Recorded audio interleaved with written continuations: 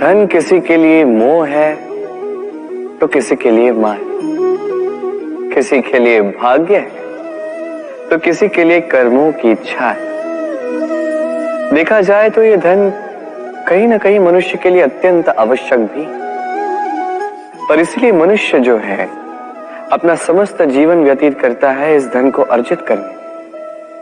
अनेक मनुष्य ऐसे भी होते हैं जिनका समस्त जीवन इसी धन में बीत जाता है। हर एक मनुष्य प्रयास करता है कि वो धनी बने, अधिक से अधिक धन अर्जित कर सके, संपन्न बना रहे। और ऐसा क्यों ना? क्योंकि यही एक वस्तु है जो आदान प्रदान व्यवहार में काम आती है। प्रयास हर मनुष्य करता है, धन अर्जित हर मनुष्य नहीं कर पाता। कारण ये कि मनुष्य सोचता है मेरे पास कुछ धन आ जाए तो मैं कुछ करके दिखाऊं। धन सोचता है कि ये मनुष्य कुछ कर दिखाए तो मैं उसके पास आऊं, इसलिए करके दिखाए। ऐसे श्रेष्ठ कर्म कीजिए कि धन स्वयं आपके पीछे भागने लगे। आप यदि धन के पीछे भागोगे तो आप अपना संतोष खो दोगे, किंतु यदि यही धन आपके पीछे भागने लगे तो आप महान कहलाओगे। इसलिए कर्म कीजिए, श्रेष्ठ कर्म कीजिए। ये धन तो फल स्वरूप आपके पीछे आएगा ही आएगा। तो आइए और मेरे साथ प्रेम से कहिए राधे राधे। आपने कभी मोर को नृत्य करते हुए देखा है? कहा जाता है कि जब मोर नृत्य करते हैं उनके नेत्रों से अश्रु बहते हैं। वही दूसरी ओर है हंस। कहा जाता है कि ये मरते समय भी कलरव करते हैं, अर्थात गाते हैं। कदाचित इसीलिए मोती के दाने हंस चुगता है, मोर नहीं। इसका एक ही सार है, जीवन में आप जो भी कार्य करें, बड़ा हो चाहे छोटा, प्रसन्नता के साथ करें। मन में कड़वाहट रख के नहीं, मन को दुखी करके नहीं। यदि इस संदर्भ में आपको कोई उदाहरण दूं तो किसी चित्रकार को देखिए। चित्रकार अपने चित्र में जो भी रंग भरता है वही रंग प्रतिबिंब बनकर उसकी कला को रंगत देते हैं। स्मरण रखिए, प्रसन्नता के साथ जो भी कार्य करोगे वो बहुत अच्छा होता है। आइए मेरे साथ प्रेम से कहें राधे राधे। संसार में कई बार ऐसा होता है, हम बड़ी समस्या में होते हैं, विपदा में होते हैं, और वो लोग जो हमारे समीप होते हैं, हमारे अपने होते हैं, वो हमारा त्याग कर चले जाते हैं। हम ऐसे में दुखी हो जाते हैं, निराश हो जाते हैं, फिर स्वयं चलकर उस समस्या से बाहर आते ही हैं।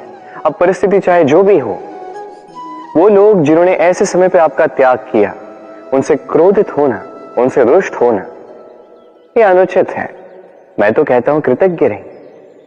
मैं तो कहता हूं उन्हें धन्यवाद कहिए कि उन्होंने ऐसे समय पे आपका साथ छोड़ा जब आपको उनकी सबसे अधिक आवश्यकता थी। क्योंकि या तो उनको विश्वास था कि आप स्वयं इस विपदा से बाहर चलकर आएंगे, या तो उनके त्याग के कारण आपने स्वयं का प्रोत्साहन बढ़ाया, स्वयं की शक्ति बढ़ाई और स्वयं उस आग से चलकर बाहर आए। अपने बुरे समय को आपने अपना अच्छा समय बनाया। अंत में आप और शक्तिशाली हो जाते हैं और श्रेष्ठ हो जाते हैं।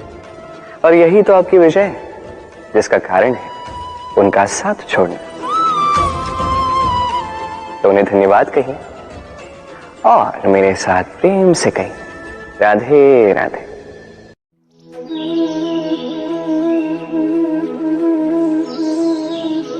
जल राशि से सदैव मुझे प्रेम रहा है, फिर चाहे वो मथुरा की यमुना नदी हो, चाहे वो द्वारका का समुद्र। समुद्र किनारे चलते चलते जब वो कोमल लहरें आके पांव को छू जाती हैं, थकान ही हर लेती, हम में एक ऊर्जा भर देती, मन को उल्लासित कर देती। क्या उन लहरों के विषय में आपने कभी सोचा है? यही लहरें जब तट पर आती है, छोटे कंकड़ों से टकराकर बिखर जाती हैं, और समय ऐसा भी आता है जब यही लहरें इतनी कठोर हो जाती है कि विध्वंस फैला देती है, सब कुछ नष्ट कर देती है। इसका एक सार है, एक अत्यंत महत्वपूर्ण सीख है कि कभी किसी को दुर्बल मत समझिएगा, कभी नहीं। क्योंकि ये दुर्बलता, ये जब अपने वास्तविक बल का भान करती है, प्रबल विनाश मचाती है। इसलिए किसी की विनम्रता, किसी की कोमलता का सदैव सम्मान करें। आप सोच रहे होंगे कि मैं कर क्या रहा हूं। आज मैंने सोचा भोजन बनाने में तनिक सहायता कर देता, इसलिए चावल चुन रहा था। आप कहेंगे कि यह कार्य तो अत्यंत कठिन होगा।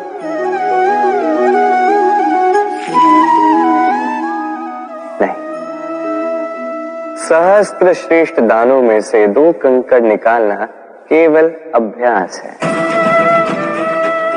वास्तविक रूप से कठिन कार्य और कला वो जहां पे सहस्त्र कंकड़ों में से एक रत्न निकालना होता है। अब इसका सार क्या है? सार यही कि बड़प्पन उसमें नहीं जहां हम लोगों की बुराइयां निकालते हैं, बड़प्पन उसमें, श्रेष्ठता उसमें जहां हम दूसरों के भीतर से अच्छाइयां निकालकर उनके समक्ष, इस संसार के समक्ष प्रस्तुत करते हैं। आइए और मेरे साथ प्रेम से कहिए, राधे राधे।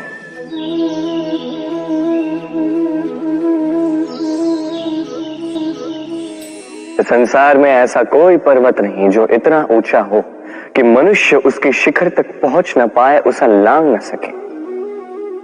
इस संसार में ऐसा कोई सागर नहीं जो इतना गहरा हो कि मनुष्य उसके तले को छूकर पुनः लौट कर आ न सके। एक छोटी सी बूंद पर्वत के शिखर पर पिघल कर बहने लगती है और देखते ही देखते वो महानदी गंगा में परिवर्तित हो जाती। कारण क्या है? कारण है प्रयास, प्रारब्ध नहीं। ये प्रयास ही निश्चित करते हैं आपका प्रारब्ध क्या होगा। ये सारा खेल प्रयास और प्रारब्ध का ही है। आपके जैसे प्रयास होंगे वैसा प्रारब्ध आपका होगा। और यदि आपके ये प्रयास ऊंचे हो तो प्रारब्ध को तो आपके समक्ष झुकना ही है। क्यों? तो आइए और मेरे साथ प्रेम से कहिए, राधे राधे। लक्ष्य, मार्ग और सफलता, ये तीनों आपस में जुड़े, किंतु कई बार लोग इसे उचित प्रकार से समझ नहीं पाते। सोचते हैं कि जैसा लक्ष्य होगा वैसा मार्ग होगा, उसी के अनुसार। लक्ष्य कठिन तो मार्ग कठिन, लक्ष्य सरल तो मार्ग सरल। यदि आपको वास्तविक सत्य से अवगत कराऊं तो सब कुछ इसका उल्टा। लक्ष्य अपना मार्ग नहीं बनाता, मार्ग वो जो आप स्वयं चुनते हैं, जो आप स्वयं बनाते हैं। उसी के अनुसार आपको आपका लक्ष्य प्राप्त होता है। इसलिए जीवन में जब भी लक्ष्य तक पहुंचने के मार्ग के विषय में आप कोई भी निर्णय ले, सोच समझ के लीजिए, क्योंकि यह मार्ग अत्यंत महत्वपूर्ण होता है। मार्ग यदि शुभ हो तो लक्ष्य स्वतः शुभ हो जाता है। तो आइए मेरे साथ प्रेम से कहिए, राधे राधे।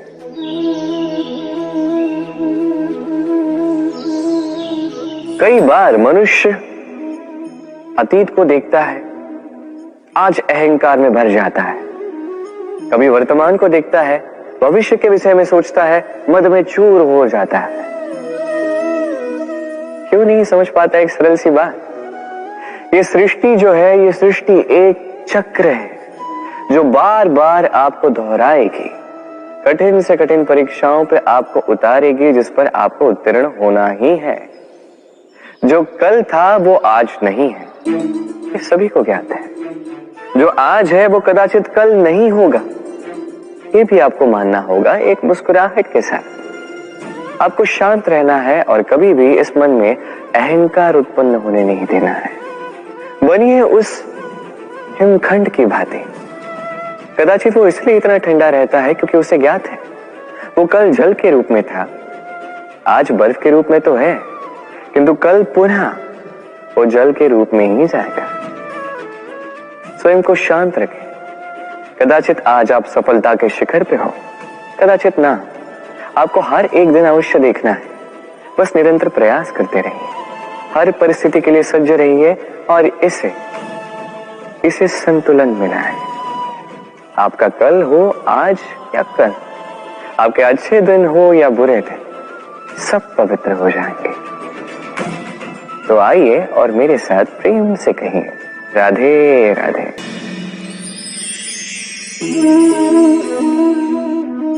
विनम्र। संसार कई बार विनम्रता को झुकना समझ लेता है। आपने कई बार लोगों को ये कहते हुए सुना होगा कि मैं कभी किसी के समक्ष नहीं झुकता, कभी नहीं झुकता, मैं टूट जाऊंगा किंतु कभी झुकूंगा नहीं। अब देखिए, ये सारी बातें जो है मन में अहंकार भर देती। अहंकार आपको स्वयं आपके पतन की ओर ले जाता है। समझ जाइए एक महत्वपूर्ण बात, किसी के समक्ष झुकने का अर्थ ये नहीं कि सामने वाला व्यक्ति आपसे अधिक प्रभावशाली बन गया है। इसका अर्थ ये भी नहीं कि आप हार चुके हो या हार मान रहे। समझ जाइए, अधिकतर झुककर वही मिलता है जो आपसे ऊंचे कद पर होता है, उसे उसी प्रकार मिलना पड़ता है। किसी के समक्ष झुकने से, विनम्र रहने से आपका कद छोटा नहीं होता, किंतु हाँ, सामने वाले व्यक्ति के मन में आपके लिए आदर और प्रेम अवश्य बढ़ता है। आपका अस्तित्व विशाल अवश्य होता है। तो चयन आपका है, क्या चुनेंगे, विनम्रता या अहंकार? राधे राधे।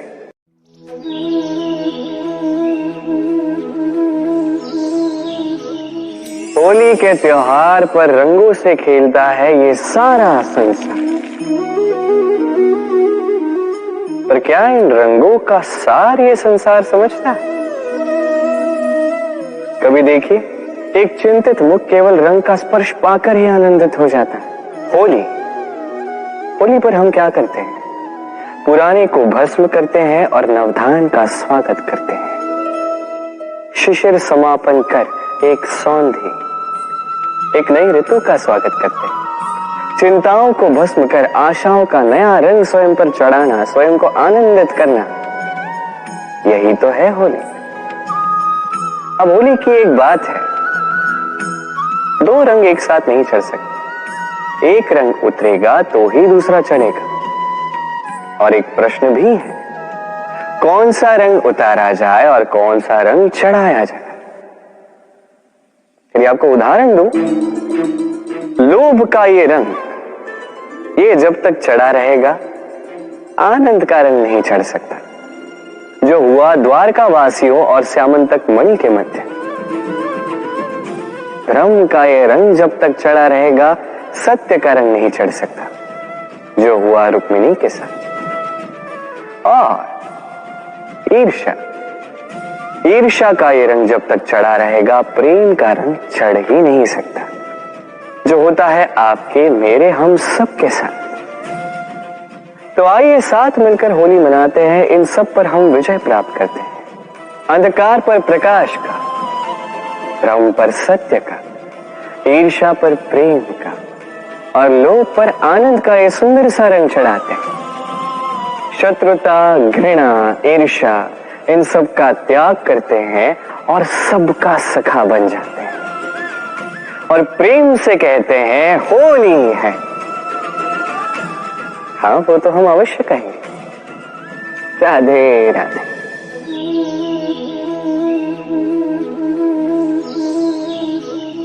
कई बार लोग इस बात से दुखी रहते हैं कि क्यों बार बार उनकी क्षमता पर संदेह किया जाता है, क्यों बार बार उनकी परीक्षा ली जाती है, क्यों पूछते हैं कि यही मेरा भाग्य है जो बार बार मुझे अपनी सिद्धता को प्रमाणित करना पड़ता है। लोग सोचते हैं ये दुर्भाग्य है, मैं सोचता हूं ये सौभाग्य है। कैसे? संदेह किस पर किया जाता है? स्वर्ण की शुद्धता पर, लोहे की नहीं। कसौटी पर बार बार उसे ही परखा जाता है, तांबे को नहीं। रत्नकार के प्रहार हीरे को सहने पड़ते, किसी कंकड़ को नहीं। इसलिए सोच इसे सकारात्मक बनाई। जीवन में जितनी भी परीक्षाएं आए, मुस्कुराहट के साथ उसका सामना कीजिए, उस पर उत्तीर्ण हुई और फिर देखिए आपके भीतर का ये रत्न आपके जीवन को चमके। हमारे मन में सदैव एक प्रश्न आता ही, ये जीवन जो ईश्वर ने हमें दिया, एक जीवन ईश्वर ने एक आत्मा दी है पृथ्वी पर जीने के लिए।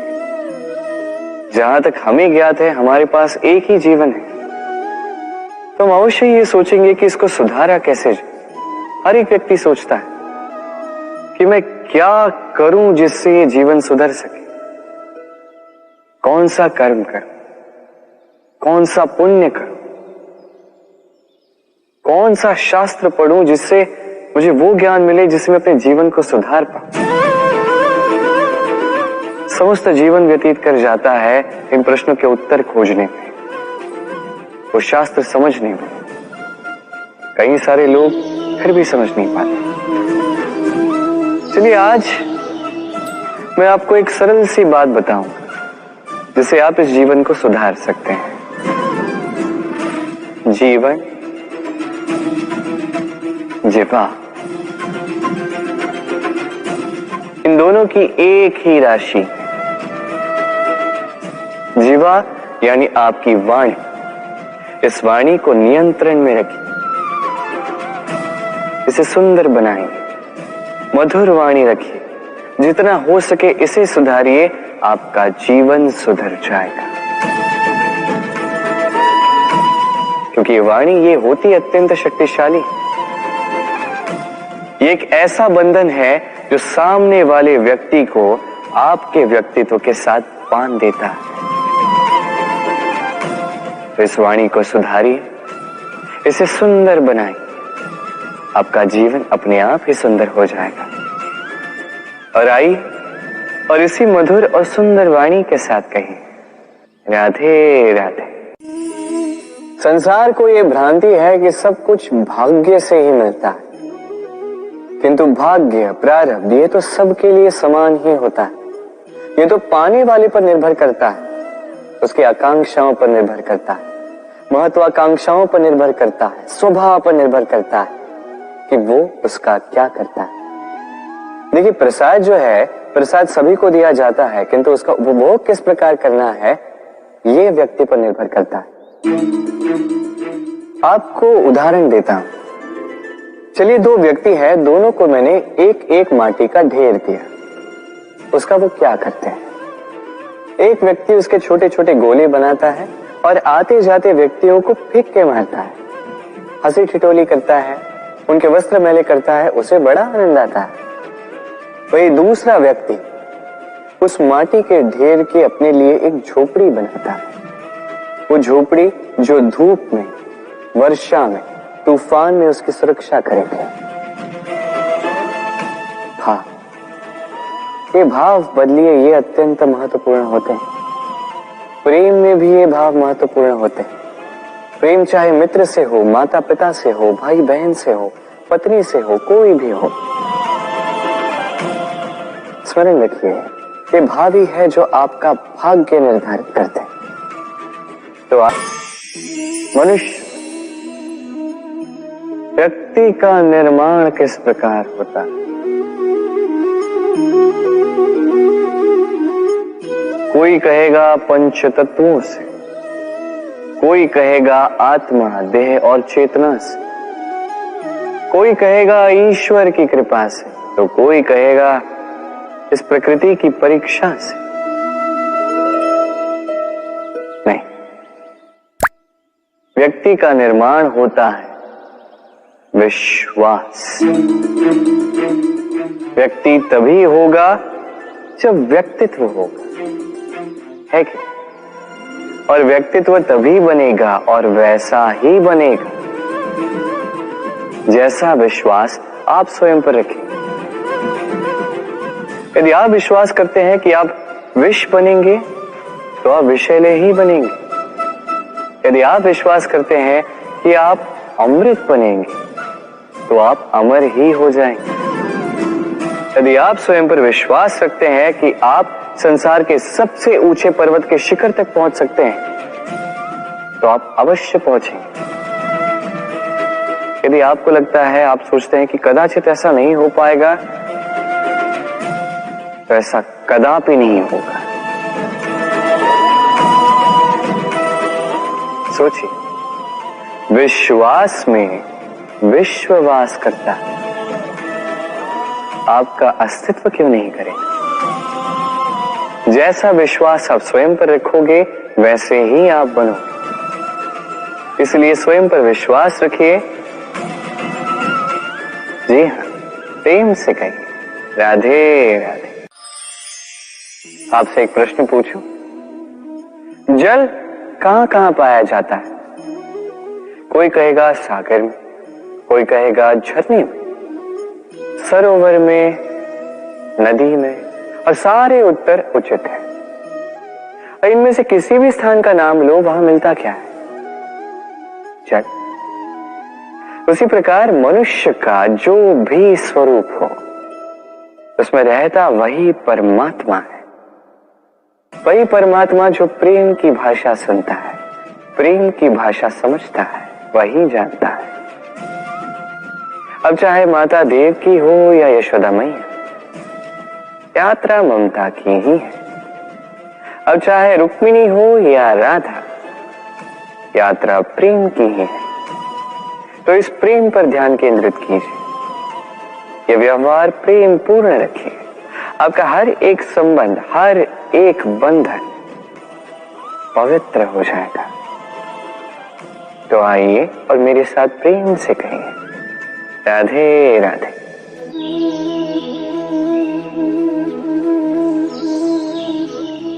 शत्रुता।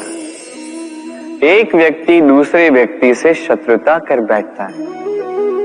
दो घनिष्ठ मित्र, एक समय ऐसा भी आ सकता है जब ये दोनों एक दूसरे के परम शत्रु बन जाते हैं। इसके कई सारे कारण हो सकते हैं, किंतु प्रमुख कारण है आलोचना। जी हां, यदि आप किसी के विषय में आलोचना करते हैं तो हो सकता है वो आपका शत्रु बन जाए।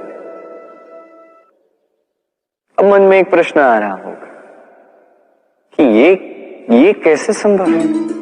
आलोचना ये तो आवश्यक है।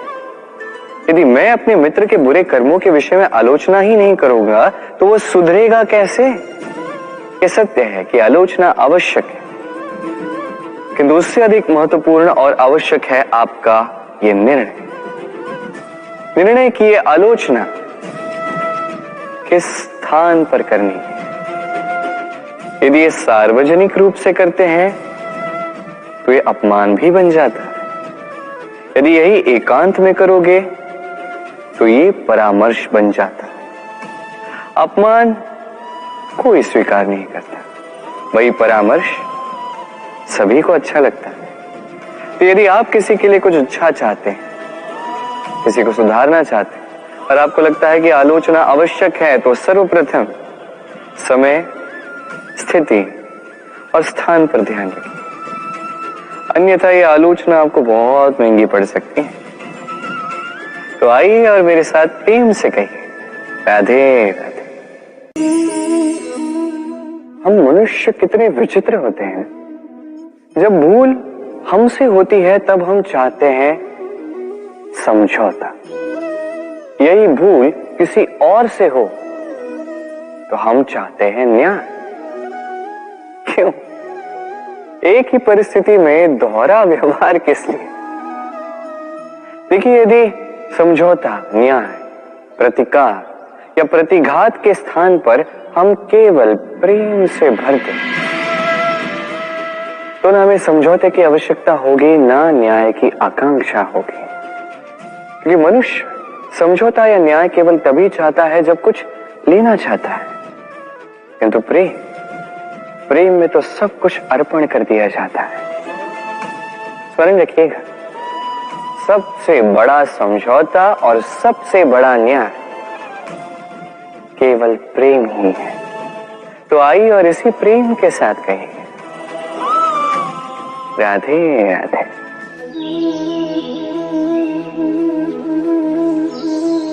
क्या आपने कभी दर्पण देखा है? क्या हम में से ऐसा कौन है जिसने दर्पण नहीं देखा? सभी ने दर्पण देखा है, दर्पण में स्वयं का प्रतिबिंब भी देखा है, किंतु किसने सोचा कि उस दर्पण के पीछे क्या है, उस प्रतिबिंब के पीछे क्या होगा? होता कुछ ऐसा है कि उस कांच के पीछे एक धातु की परत चढ़ाई जाती है, जिस कारण से जब हम देखते हैं तो हमें अपना प्रतिबिंब दिखता है। अर्थात कांच को कुछ इस प्रकार कर दिया गया है कि प्रकाश जिस ओर से जाता है उसी ओर पुनः वापस लौट के आता है, तभी वो दर्पण कहलाता है। यही है जीवन का सत्य भी। यदि हम अपना पूरा ध्यान केवल लक्ष्य की ओर केंद्रित करते हैं, यहां वहां नहीं भटकते हैं, तो न केवल हम अपना लक्ष्य प्राप्त करने में सफल होते हैं, बल्कि हम दूसरों का मार्गदर्शन करने में भी सफल होते हैं। तो क्या आप बनना चाहेंगे ऐसा व्यक्तित्व? चयन आपका है। राधे राधे। पाना और खोना दोनों जीवन के अभिन्न अंग हैं। हम कुछ पाते हैं, कुछ खोते भी।